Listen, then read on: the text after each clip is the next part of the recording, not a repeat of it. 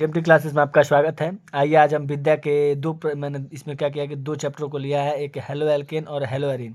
मैं इस वीडियो में आपको ये बताऊंगा कि मैं हेलो एल्केन और हेलो एरीन से जो विद्या के प्रश्न आए हुए हैं, जो अपने मन से हैं कुछ, मैं उन प्रश्नों के आधार पे क्या किया हूँ कि एक शीट तैयार किया हूँ, जो मैं आपको प्रोवाइड कराऊंगा इसी वीडियो में।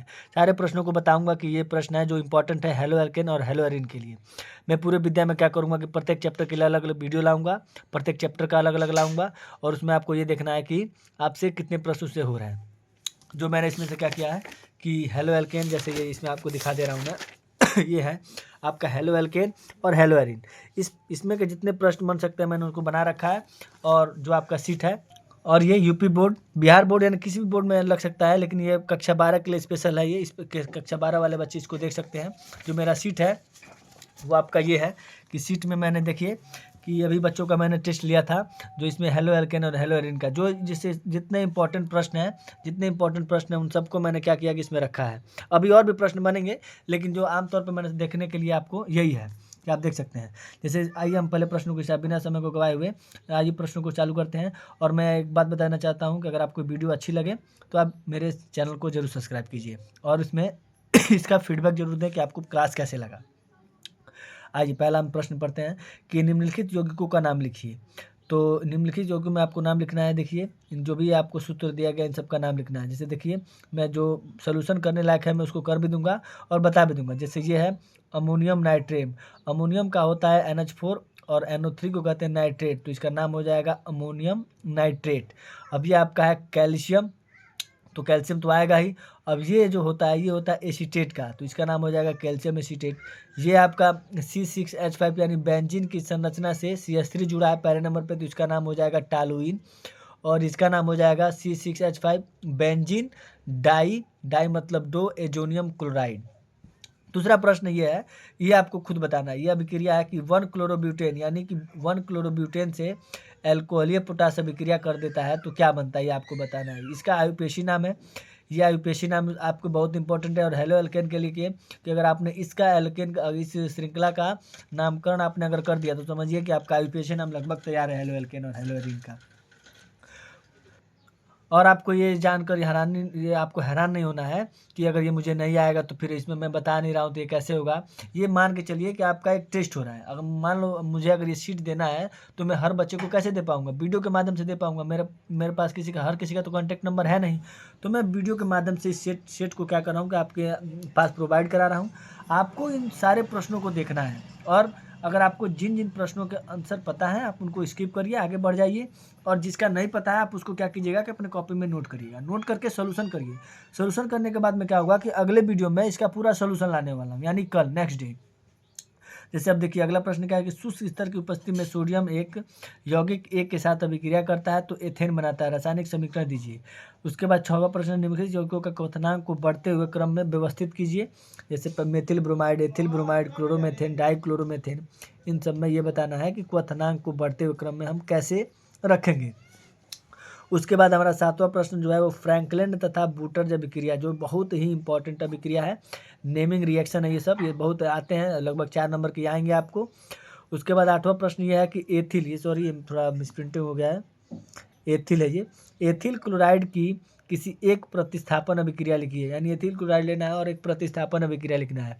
प्रतिस्थापन अभिक्रिया बहुत आसान अभिक्रिया होती है। प्रतिस्थापन का मतलब कि इसके नाम से ही पता चल रहा है, इसमें दिया स्थापन स्थापन का मतलब स्थान, यानी कि उनके स्थानों में जब परिवर्तन होगा तो कहा जाएगा कि ये प्रतिस्थापन अभिक्रिया है। उसके बाद प्रश्न नंबर 9 ये कह रहा है कि कैसे प्राप्त करें। कैसे प्राप्त करने का मतलब ये है कि एथेन से हमें अगर एथेन प्राप्त करना है तो हमें क्या करना होगा, एथेन से ब्रोमोमेथेन। उसके बाद अगला है आपका कि प्रोपीन लेना है। प्रोपीन से अगर प्रोपाइन प्राप्त करना है, प्रोपीन का मतलब कि इन मतलब डबल आबंध, और आयन का मतलब कि ट्रिपल आबंध। अगर हमें डबल आबंध से ट्रिपल आबंध पे जाना है तो हमें क्या करना पड़ेगा। यहाँ कह रहा है कि 1 क्लोरोब्यूटेन से नॉर्मल ऑक्टेन। ये आपको देखने में अगर जिसको नहीं आता होगा वो लगता होगा कि कितना हार्ड है ये सारी अभिक्रियाएं ये कैसे होंगे, लेकिन मैं ये दावे के साथ कह रहा हूँ कि जब मैं अगला वीडियो लाऊंगा आपको ये आपको जान के और देख कर हैरान नहीं होना है। मैं अब अभी शाम को इस वीडियो को पूरा लाऊंगा और पूरा एक एक करके एक्सप्लेनेशन करके आपको समझाऊंगा। यही नहीं, इस पे आधारित जो प्रश्न बनने लायक होंगे उनको भी मैं बताऊंगा। बस आपको देखना है कि आपको कितना आ रहा है, जिससे कि आपको भी अनुमान लगे कि आप तक अभी तक आपने जितना पढ़ाई किया है उससे कुछ पढ़ाई आपको याद है या नहीं याद है, तो इन सारी चीज़ों को मैं बताऊंगा। उसके बाद से अगर आपको क्लास अच्छा लगता हो तो मेरे चैनल को सब्सक्राइब कीजिए और लाइक कीजिए, और फीडबैक जरूर बताइएगा कि क्लास मेरी कैसी लगी आपको।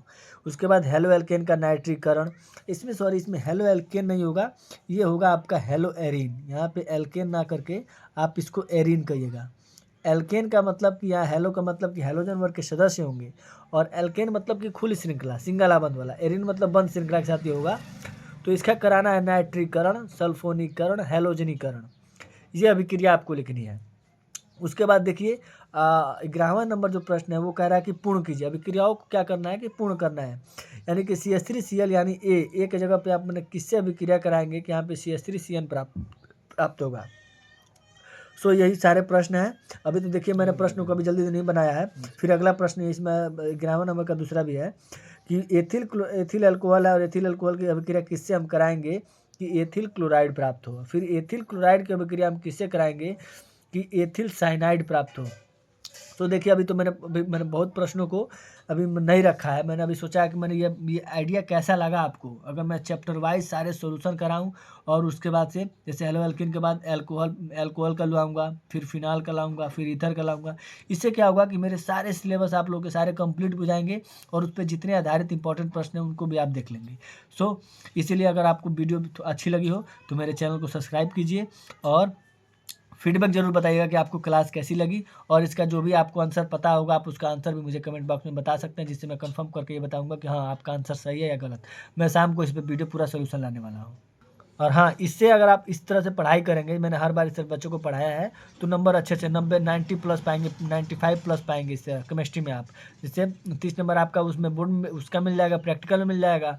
और 70 में से अगर मेरा ये दावा है कि अगर आप इस तरह इसको तैयार करके रखें चलेंगे तो आपका 65 प्लस निश्चित है कि नहीं आएगा तो आप बताइएगा।